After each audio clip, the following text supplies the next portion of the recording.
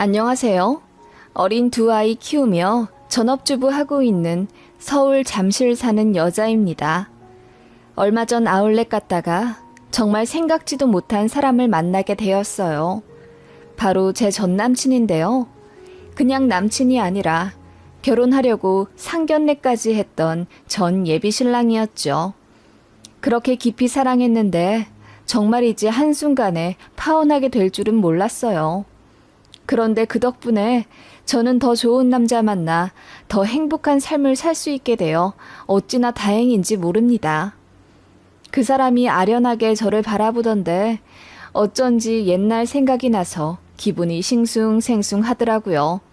그러면서도 전 예비 시모, 그러니까 전 남친의 엄마 행동이 생각나서 갑자기 짜증이 팍 났네요. 그 아줌마 때문에 파혼했거든요. 10년 전 저는 한 남자와 결혼을 준비 중이었습니다. 저는 인터넷에서 화장품을 판매하는 자영업자였고 전 남친은 여의도에서 근무하는 증권맨이었어요. 서울시 한 동호회에서 만났고 서로 성격도 잘 맞아 1년 정도 재밌게 사귀다가 남자 프로포즈를 받고 자연스럽게 결혼으로 흘러갔네요. 나쁘지 않은 사람이었어요. 직업도 그렇고 성실한 성격에 여자 존중해 줄 아는 스윗한 남자였거든요. 다만 굳이 단점을 찾자면 돈이 별로 없는 것이었습니다. 정확히 말하자면 남자 쪽 집안이 돈이 없었어요. 저는 서울에서 나고 자라 자연스럽게 서울에 있는 대학교를 다녔습니다. 공부도 나쁘지 않게 했어요. 똑똑하다고는 못하겠지만 부모님이 가외며 학원 많이 붙여주신 데다 대학 입시할 때쯤엔 정보를 많이 얻어주셔서 나름 간판 좋은 대학 들어갔습니다. 저는 다 부모님 덕분이라 여기고 감사하게 생각합니다. 저희 부모님은 자수성가하신 타입으로 유통사업을 여러 개 하셨어요. 저 중학생 때부터 일이 술술 풀려 돈을 많이 버셨는데 한 달에 한두 번씩 현금을 다발로 갖고 오실 때도 있었습니다. 그래서 부동산 폭락했을 때 아빠가 현금으로 집 여러 채를 사셨거든요. 그게 집값이 엄청 올라서 부동산 부자가 되셨어요. 반면 전 남친은 집이 어려웠어요. 전 남친의 아버지는 정기적인 일을 거의 안 하고 사셨다고 했고 어머니도 마찬가지였대요. 애들 봐줄 환경이 되지 않아서 애들 놓고 어디 일을 못 나가셨다고 하더라고요. 그래서 동네에서 아줌마들이 하는 부업을 하셨다던데 전 남친 기억으로는 오징어 포 뜯는 알바, 단추 개수 세어 포장하는 알바, 그리고 만년필 같은 거 조립하는 알바 같은 걸 하시는 걸 봤다고 하더라고요. 겨우 입에 풀칠만 하는 정도에서 자랐기에 가외는 꿈도 못 꿨고 수학이 부족해서 학원에 다니고 싶었는데 집에서 반대를 해서 못 다녔다고 하더라고요. 전 남친의 친구가 그걸 학원 원장님한테 말씀드렸고 공부 열심히 해서 명문대 들어가면 현수막에 이름 거는 조건으로 1년 공짜로 다녔다고 하네요. 그렇게 악착같이 공부해 서울 좋은 대학 들어왔지만 집에서 대학 등록금을 안 내줘서 반년 다니다 휴학하고 군대 다녀왔다고 하더라고요. 그리고 제대하고 나서도 학비가 없어서 바로 복학 못하고 1년 알바했다고 들었습니다. 대학 다니는 내내 가외 알바하면서 코피 터지게 살았다고 했고요. 그렇게 열심히 살아서 그런지 생활력이 엄청난 사람이었습니다. 모르는 게 없었어요. 그 사람은 정말 오지에 떨어뜨려 놔도 무조건 살아남을 사람 같았습니다. 저는 그렇게까지 악다구니 있게 살아본 역사가 없기 때문에 그 남자의 그런 면에 더 빠졌을지도 몰라요. 저는 학교 졸업하고 중견기업 입사해서 일하다가 적성에 안 맞아 퇴사하고 모아둔 돈으로 사업을 차렸어요. 아빠가 조금 도와주시기도 했죠. 평소에 관심 있어 하던 화장품을 인터넷으로 판매하게 되었고 연봉은 제가 다니던 회사의 2배 수준이었네요. 솔직히 엄청 힘들게 사업을 일군 건 아니고 운이 좋아 잘 되었을 뿐이에요. 아무튼 예비 신랑도 연봉이 나쁘지 않고 저 역시 수입이 괜찮다 보니 뭔가 결혼 준비에 있어서도 크게 트러블이 안 나더라고요. 그리고 제가 하고 싶어 하는 대로 거의 다 맞춰주기도 했고요. 양가에서 흔쾌히 찬성하는 결혼은 아니었습니다. 저는 이남 일녀 중 막내인데 저희 부모님은 항상 그러셨습니다.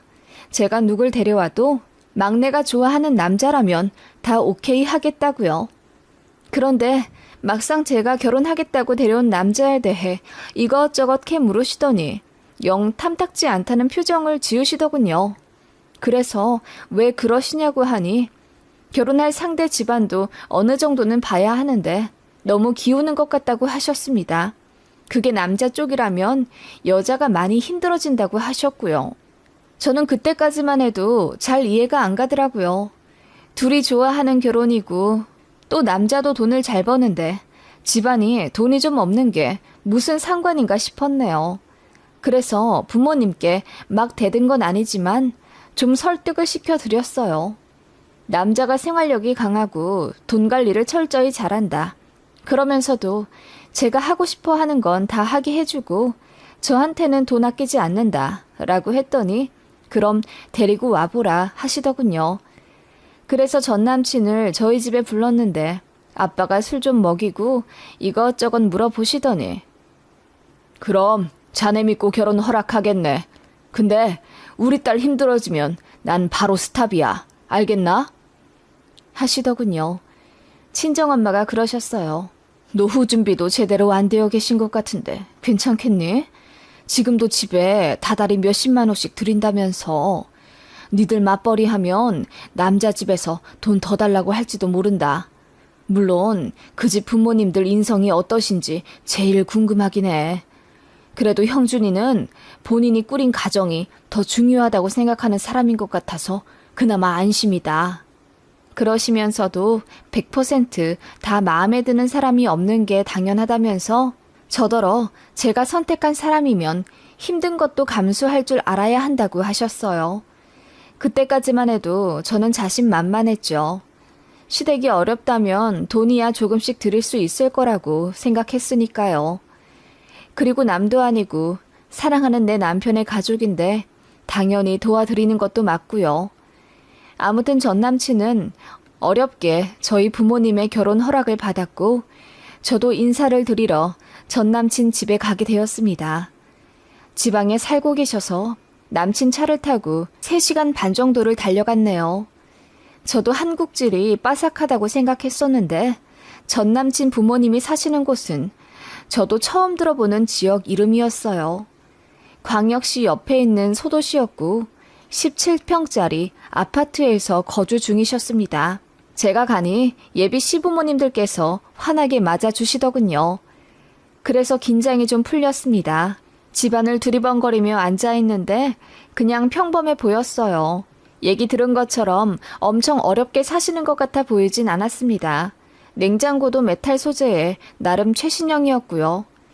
예비 시모는 저를 미소 가득한 눈으로 바라보시며 그간 얘기 많이 들었다 하시며 반갑다 하시더군요. 저도 눈웃음 살갑게 지으며 화답했고요. 제가 어디 출신인지 남친과 사이는 좋은지 이것저것 물어보시더니 예비 시모가 헛기침을 하며 진지하게 말씀하시더군요. 결혼하면 일은 계속 할 거지? 요즘은 맞벌이가 대세라고 하던데. 네, 저도 하는 사업이 있어서 꾸준히 해보려고요. 그래, 사업한다고 듣긴 했는데 한 달에 얼마나 버는 거야? 아무래도 월급 타는 직장인보다 좀 위험하지 않은가? 예비 시모가 훅 들어와 수입을 물으시기에 남친이 손사래를 치며 그런 질문은 예의가 아니라고 하더군요. 그러자 예비 시모가 입을 삐쭉 내밀며 너도 월급 오픈했잖아. 나도 며느리 될 애가 얼마나 버는지 정도는 알아야지. 그래야 우리도 용돈을 정할 거 아니야. 지금까지는 100만 원 받았지만 더 받을 수도 있고 덜 받을 수도 있는 거지. 라고 하시더군요. 100만 원? 저는 처음 들어보는 얘긴데요. 저는 깜짝 놀랐어요.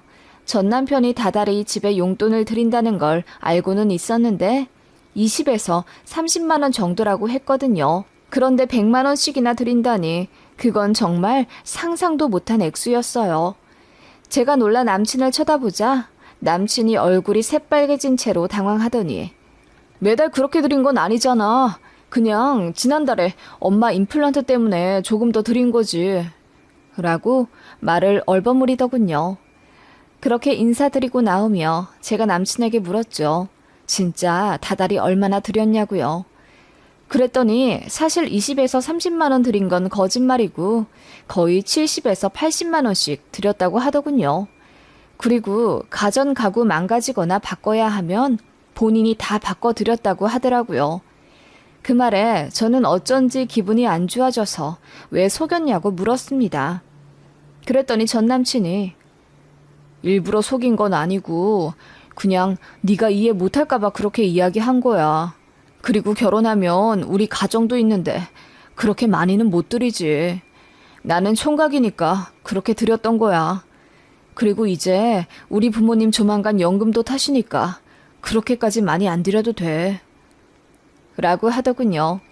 적어도 돈 때문에 저와 싸울 일은 없게 만들 거라며 제발 본인을 믿어달라 하였어요. 그리고 자기가 더 잘할 거라며 눈물까지 글썽이던 사람이었습니다.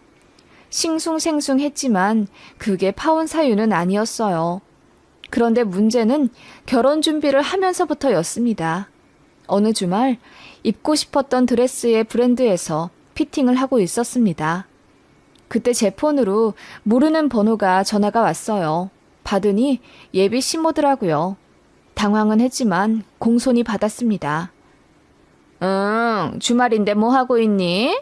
우리 예비 며느리 생각이 나서 전화 좀 해봤다. 아, 네. 저 드레스 피팅하고 있었어요. 그래? 그러면 나한테 사진 좀 몇 개 찍어서 보내봐. 내가 골라줄게. 제가 좀 당황스러워서 마음에 드는 걸로 고르고 다시 연락을 드린다고 했어요. 그랬더니 예비 시모가 우리 아들한테 얘기 듣지 않니? 네가 취향이 확고한 애라고 하더구나. 결혼이라는 건 결국 현실이라서 결혼식장, 드레스 이런 건 아주 쓰잘데기 없는 허례허식이야. 나중에 돈 들어갈 때가 허다한데 벌써부터 그런데 돈 쓰지 말고 저렴한 걸로 해라. 사진 몇 개 찍어서 보내고 얼만지도 보내. 그러시더군요. 강압적인 말투에 제가 아는 예비시모가 맞나 싶어 다시 한번 확인해 볼 정도였습니다. 예비시모는 이어 너 드레스 빌리는 거 맞지? 요즘 머리에 뭐만 가득 찬 여자들이 뭐 추억을 기념한다면서 드레스를 사고 그러던데 아주 멍청한 짓이다. 한 번 입고 말 거 뭐 하러 사? 라고 하시더군요. 물론 렌탈이긴 했지만 저는 드레스 사는 것도 나쁘지 않다고 생각했거든요. 결혼 기념일이나 리마인드 웨딩 할 때 입으면 뜻깊기도 하잖아요. 그런데 그렇게 단정지어 딱 잘라 말하는 예비시모 때문에 기분이 나빠졌어요. 그때 하필이면 남친은 없었고 그냥 저 혼자 대처해야 했죠. 그래서 그냥 알아서 하겠다고 하고 사진은 규칙 때문에 못 찍으니 못 보내드린다고 했네요. 그랬더니 뭐라 구시렁구시렁 거리시다가 끊더라고요. 그게 시작이었습니다. 툭하면 전화해서는 결혼 준비 어떻게 할 거냐, 돈 많이 들어가게 준비하지 마라, 어쩌고 저쩌고 하시면서 예물 반지를 본인 아는 곳에서 맞췄으면 좋겠대요. 아는 언니가 금은방을 한다면서요. 그래서 저는 명품 브랜드에서 맞출 거라고 했더니 예비시모가 난리를 치시더라고요. 뭐라고? 그깟 반지 하나에 200만 원씩이나 하는 걸 기어이 끼겠다고? 너 그렇게 하면 안 돼. 현명하게 잘 생각해야지. 그래야 시부모님한테 사랑받아. 네가 뭘 모르는구나. 라고 하시는데 어이가 없더라고요. 남친한테 얘기했더니 본인 엄마가 말을 이상하게 하시는데 그게 진심은 아니래요. 그게 말인지 방구인지 모르겠더라고요. 그래서 싸웠습니다. 파혼하겠다고 하니 남친이 울고불고 난리더라고요. 중간에서 역할 잘하겠다고 저에게 목숨 걸고 약속할 수 있다길래 그럼 한 번만 더 믿어보겠다고 했네요. 그런데 저는 이미 마음이 좀 뜬 상태였어요. 예비시모가 자꾸 전화를 해서 간섭을 하니까 짜증이 났고 솔직히 돈 한 푼 안 보태주면서 뭘 그렇게 아끼라고 잔소리인지 모르겠더라고요. 그렇게 생각되는 제 자신이 속물 같아서 자괴감까지 들 정도였고, 왜 결혼 준비하면서 여자들이 우울해하는지 이해가 가더라고요. 저희 부모님은 일절 간섭 없으신데 왜 예비시댁에서는 벌써부터 며느리 될 사람한테 갑질을 하려 하는지 모르겠고요. 제가 한번 파혼하자고 했더니 그게 예비시댁 귀에 들어갔는지 그 이후로는 전화가 안 왔어요. 그렇게 착잡한 마음으로 시간은 흘러 약속의 상견례 날짜가 다가왔습니다. 만나서 이것저것 상의하자고 예비시댁이 먼저 요구를 했기 때문에 예식장 잡기 전에 미리 날짜를 잡아두었죠. 그게 신의 한 수였을 줄이야. 원래는 서울에서 뵙기로 했었어요. 저희가 내려간다고 했는데 예비신부가 그냥 서울 올라오겠다 하셔서 제가 호텔도 미리 예약해 잡아드렸네요. 그런데 돌연 약속 전날 몸이 좀 안 좋으니 본인 사는 지방으로 내려오라 하시더군요. 좀 당황스러웠어요. 이미 식당, 호텔 다 잡아놨고 또 저희 부모님까지 다 내려가는 건데 일정이 꼬여서 난감했거든요. 그래서 몸 안 좋으시면 다른 날로 잡자고 하니 불쾌해 하시더라고요. 별 수 없이 제 남친 차에 엄마 아빠 모시고 장거리를 가게 되었습니다. 가는 거야 어려운 일은 아니에요. 그런데 약속 전날 갑자기 장소를 바꾸는 건 좀 아니다 싶더군요. 처음부터 오라고 하시든가. 아무튼 그렇게 주말 새벽부터 움직여 예비시댁 집 근처 상견례 장소로 갔죠. 갔더니 예비시모가 까르르 웃으며 여기까지 와주셔서 고마워요. 내가 몸이 많이 안 좋았는데 우리 예비 며느리 얼굴 보니 다 나았네. 라고 하시더군요. 정말 멀쩡해 보여서 어이가 없을 정도였습니다. 그렇게 식사를 시작하며 아빠가 반주를 권했더니 예비신모가 좋다 하시더군요. 그런데 반주 수준이 아니라 아예 술자리로 착각을 하신 건지 부어라 마시더라고요. 그래서 30분 만에 예비신모 혼자 취하셨습니다. 엄마는 이미 기분이 상해서 표정이 굳어 계셨고요. 남친도 난감해 어쩔 줄 몰라 했습니다. 분위기 파악을 한 건지 만 건지 예비신모는 벌개진 얼굴로 이러더라고요.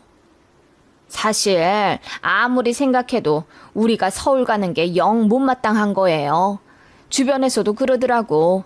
상견례 장소 잡는 게 기싸움의 시작이라나 뭐라나.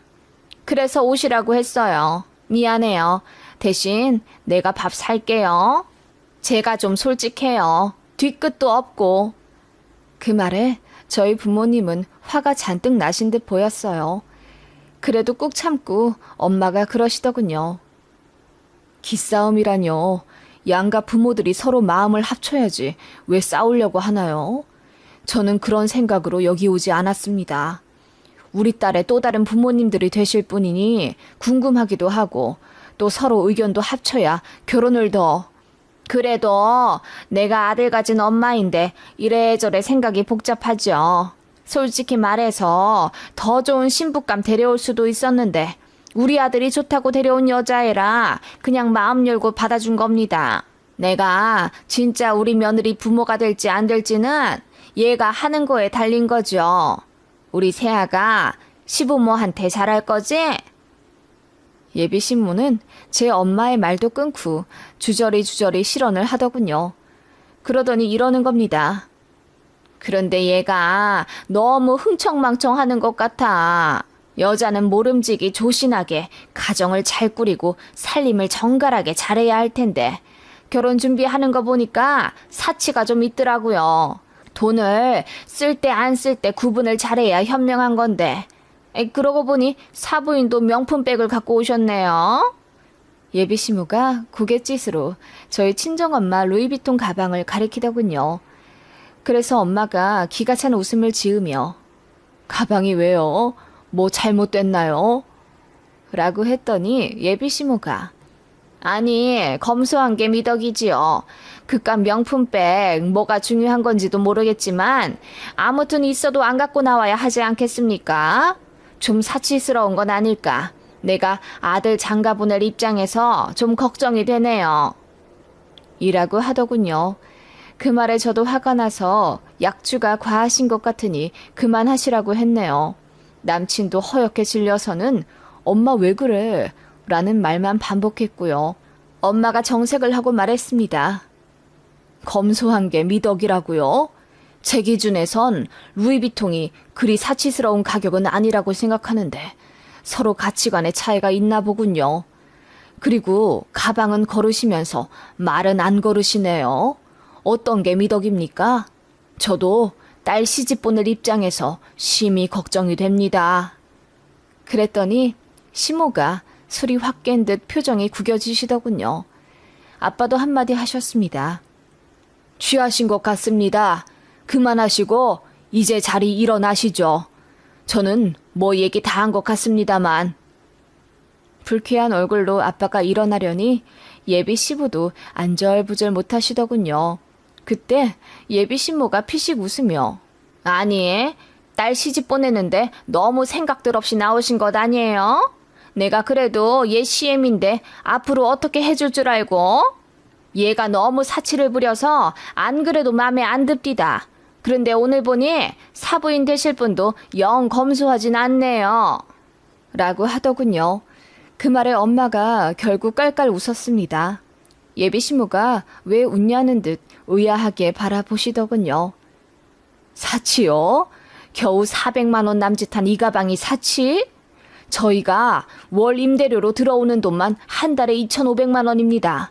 뭘 모르고 하시는 말씀 같으니 가엾게 여기고 제가 참도록 하지요. 그 말에 예비 신부가 어안이 벙벙한 듯 멍청한 얼굴로 제 남친을 바라보더군요. 네, 저희 친정은 갖고 계시던 아파트 4개 중에 3개를 고점에 파시고 사업 모두 정리하신 뒤 역세권에 꼬마 건물을 하나 사셨어요. 남친에게 그 얘기는 하지 않았습니다. 사실 친정엄마가 말하지 말라고 하셨어요. 어떤 남자를 만나든 절대 먼저 꺼내지 말아야 할 이야기라고 신신당부를 하셨기에 저는 20살 때부터 그렇게 했습니다. 비밀은 아니지만 결혼하고 나서 밝혀도 될 일이라 생각했기에 굳이 말하지 않았는데 예비신랑이 충격받았다는 얼굴로 저를 바라보더군요. 저는 그냥 아무 말 안 하고 자리에서 일어났습니다. 엄마, 아빠, 미안해. 내가 신랑감을 잘못 고른 것 같아. 오늘은 그냥 여행 온 셈 치자. 내가 택시 부를게. 이만 서울 올라가요. 그랬더니 예비 시부모님과 남친이 다들 어정쩡한 자세로 일어나 어쩔 줄을 몰라 하더군요. 엄마가 제 전남친을 매서운 눈빛으로 쏘아본 후 이렇게 말하셨어요. 니네 엄마는 돈 많은 사돈이 싫으신가 보다. 그럼 파혼해야지 뭐 어쩌겠어. 너 결혼할 여자 부모가 건물주라는 거 네 엄마한테 진작 알려드려야 했나 보네. 근데 나도 마찬가지다. 어느 정도 수준 맞는 집안이랑 결혼을 해야지. 돈이 아니라 인성 말이야. 그렇게 말하니 예비 신부가 얼굴이 파리해지며 저희 부모님을 따라 나서더군요. 미안합니다. 내가 술에 취해서 실수를 좀 했습니다. 미안해요. 자리에 앉아서 얘기를 좀 더. 그 말에 아빠가 엄마를 감싸며 남의 몸에 손대지 말라고 소리를 빽 지르셨어요. 그러자 더는 따라 나서지 못하시더군요. 저도 남친에게 바로 헤어지자고 했습니다. 니네 엄마 때문에 파혼하는 거라고 했어요. 그랬더니 따라오면서 계속 울더라고요. 보다 못한 엄마랑 아빠가 다시는 우리 딸한테 연락하지 말라고 소리를 치고 택시에 올라탔습니다. 그리고 서울로 왔죠. 저는 엄마 아빠한테 미안하다고 사과했어요. 힌트가 보였는데 사랑의 눈이 멀어 그대로 진행할 뻔했다고요. 엄마는 제 등짝 한번 시원하게 치시더니 알았으면 됐다 하시더군요. 전 예비시모도 저희가 돈이 어느 정도 많은 걸 짐작은 했지만 아들 가진 유세인지 아니면 기선 제압이었는진 몰라도 참 어리석은 언행을 했던 것 같습니다. 저희 서울 올라온 이후에도 전 예비시모한테서 전화가 몇 번 왔었는데 엄마가 소리 지르며 싸붙이니 그 이후로는 안 왔고요. 전 남친도 저한테 울고불고 빌며 한 번만 더 기회를 달라고 했지만 매몰차게 끊어냈습니다. 그렇게 시원하게 파혼했어요. 솔직히 미련이 남지 않았다면 거짓말이네요.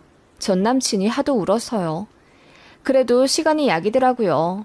1년쯤 지나 좋은 사람 만나게 되었고 너무나도 자상하고 한편으론 좀 귀여우시기도 한 시댁 식구들과 알콩달콩 잘 지내고 있습니다. 지금 결혼한 지 10년 다 되어 가는데 단 한 번도 시댁 때문에 남편과 싸워본 적이 없어요. 모든 게 만족스럽고 사랑스러운 결혼이랍니다. 물론 지금의 남편도 재정적으로는 저희 집보다 딸리지만 열등감, 자격지심 전혀 없는 쾌활한 사람이에요. 시댁 식구들도 마찬가지고요. 사람은 돈이 없는 게 문제가 아니더라고요. 마음과 정신이 얼마나 똑바로 되어 있는지가 가장 중요하다는 걸 알게 되었네요.